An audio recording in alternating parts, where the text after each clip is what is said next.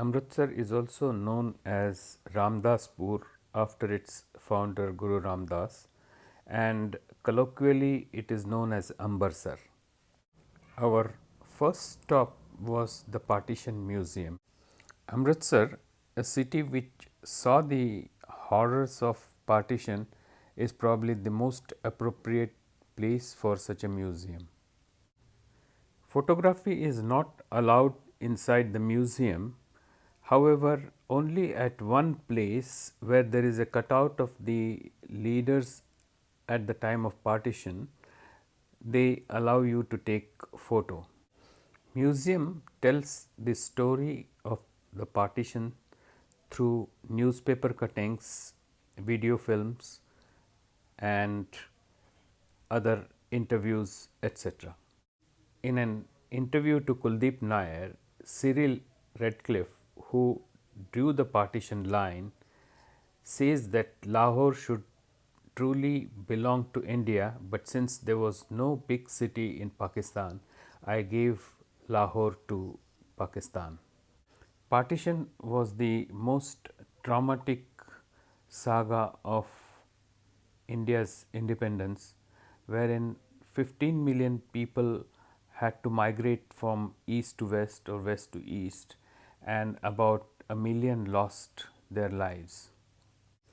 Today, Amritsar is a buzzing metropolis of 2 million people and attracts a large number of visitors.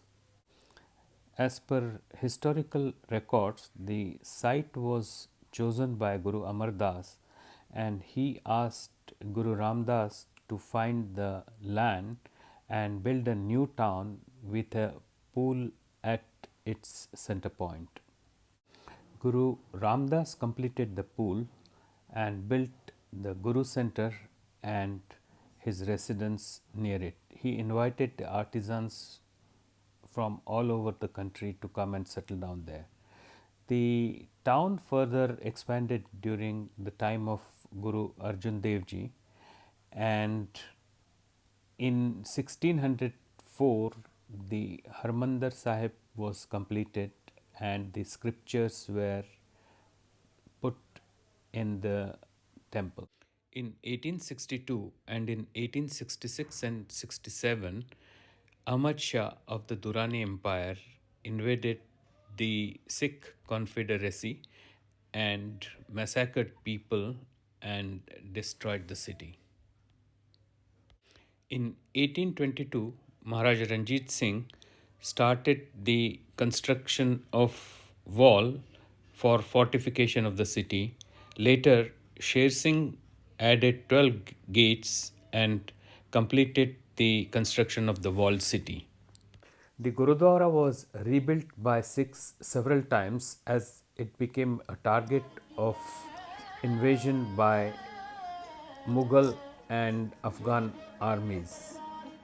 Maharaja Ranjit Singh, after founding the Sikh Empire, rebuilt the Gurudwara in 1809 in marble and copper, and in 1830 added the gold leaf on the sanctum.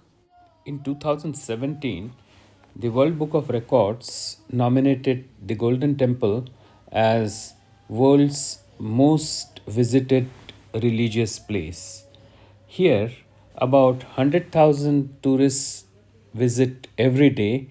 On weekends, the number goes up to 1.5 to 2 lakhs.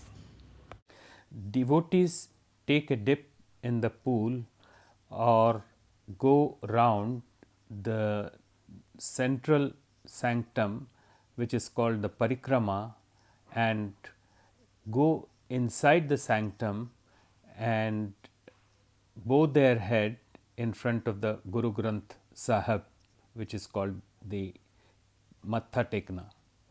Golden Temple runs world's largest free meal service kitchen, and 50,000 meals are served every day, and on weekends the number can go as high as 100,000. All the work is done by volunteers called sevadars. Vegetarian meals are served to people of all faiths in this kitchen called the langar.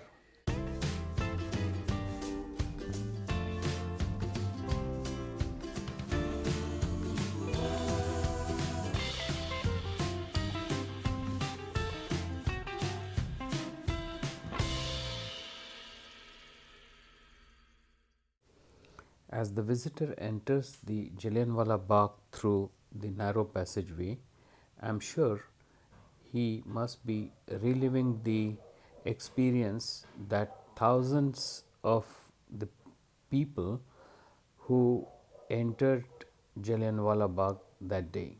As per some estimate, there were something like 15 to 20,000 people, men, women, and children.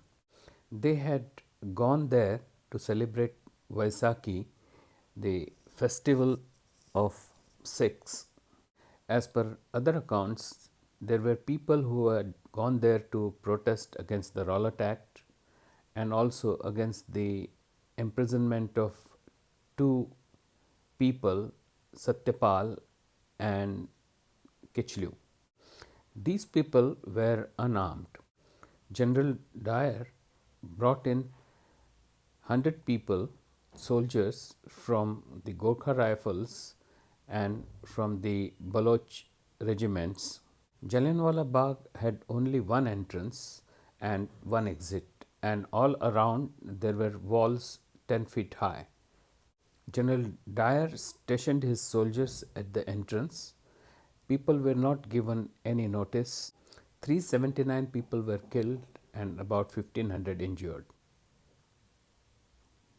120 bodies were recovered from the well.